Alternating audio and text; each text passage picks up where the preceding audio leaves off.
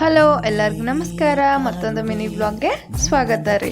ಇವಾಗ ನೋಡಿದ್ರೆ ಮಾರ್ನಿಂಗ್ ಎದ್ದ ತಕ್ಷಣ ಅಷ್ಟೊಂದು ಬಾಂಡೆ ಎದುರು ಸಿಂಕ್ ಒಳಗೆ ಬಾಂಡೆ ಎಲ್ಲ ಕ್ಲೀನ್ ಮಾಡು, ಗ್ಯಾಸಿನ ಕಟ್ಟೆ ಎಲ್ಲ ಕ್ಲೀನ್ ಮಾಡು, ಅದಾದ್ಮೇಲೆ ನನ್ನ ನೇಲ್ಸ್ ಎಲ್ಲ ಕ್ಲೀನ್ ಮಾಡಿ ಕಟ್ ಮಾಡಿ ಬ್ರಷ್ ಮಾಡಿ ಸ್ನಾನ ಮಾಡೋದಾಯ್ತು ರೀ. ಸ್ನಾನ ಮುಗಿಸಿದಾದ್ಮೇಲೆ ಸ್ಕಿನ್ ಕೇರ್ ಕಂಪಲ್ಸರಿ ಮಾಡಲೇಬೇಕು ರೀ ನಾ, ಯಾಕಂದ್ರೆ ಆಯಿಲಿ ಸ್ಕಿನ್ ರೀ ನಂದು, ಅದಕ್ಕೋಸ್ಕರ. ಅದಾದ್ಮೇಲೆ ಜಿಪ್ಟೋ ಅಲ್ಲಿ ಒಂದು ಸ್ವಲ್ಪ ನಂಗೆ ಥಿಂಗ್ಸ್ ಬೇಕಿತ್ತು ರೀ, ಅದಕ್ಕೆ ಆನ್ಲೈನಲ್ಲಿ ಆರ್ಡರ್ ಮಾಡಿದ್ನ, ಅಷ್ಟೊತ್ತಿಗೆ ಬಂತು. ಅದಾದ್ಮೇಲೆ ನಮ್ಮ ಕಲಬುರ್ಗಿ ಮಂದಿಗೆ ಚಹಾ ಅಂತೂ ಬೇಕೇ ಬೇಕ್ರಿ ಕಂಪಲ್ಸರಿ. ಹಂಗಾಗಿ ಮೊದಲಿಗೆ ಇವಾಗ ಹಾಲನ್ನ ಕಾಸ್ಕೊತೀನಿ ರೀ. ಹಾಲನ್ನ ಕಾಸ್ಕೊಂಡ್ಬಿಟ್ಟು ತಮ್ಮನಿಗೆ ಇವಾಗ ಇತ್ತೀಚಿಗಂತ ಅಮಾರಿ ಫುಲ್ಲು ಕಾಫಿ ಅಡಿಟ್ ಆಗಿಬಿಟ್ಟಿದ್ದಾನೆ ರೀ. ಫುಲ್ಲು ಕಾಫಿ ಅಂದ್ರೆ ಕಾಫಿ, ಟೀ ಅಂದ್ಬಿಟ್ಟು ಕಾಫಿನ ಕಾಸ್ಕೊಟ್ರೆ ಅವನಿಗೆ ಕಾಫಿ ಕುಡಿದ್ನು.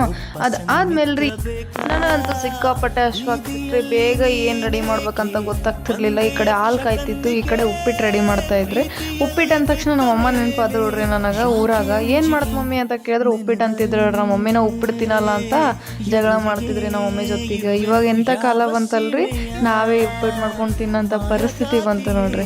ಇವಾಗ ತಮ್ಮಗೋಸ್ಕರ ಚಪಾತಿಗಂತ ಹಿಟ್ಟನ್ನ ನಾತಿದ್ರಿ. ಹಿಟ್ಟನ್ನ ನಾದ್ಕೊಂಡು ಬದ್ನಿಕಾಯಿ ಪಲ್ಯ ಮಾಡಿದ್ರಿ, ಸಾಂಬಾರು ಮಾಡಿದ್ರಿ, ರೈಸ್ನ ಮಾಡಿದ್ರಿ. ಅದು ಆದ್ಮೇಲೆ ರೀ ಮಧ್ಯಾಹ್ನಕ್ಕೆ ಊಟ ಕೂಡ ನಂದು ಅದೇ ಆಗಿತ್ತು ರೀ. ಚಪಾತಿ, ಉಪ್ಪಿನಕಾಯಿ, ಬದ್ನಿಕಾಯಿ ಪಲ್ಯ, ಅನ್ನ, ಸಾಂಬಾರು ರೀ.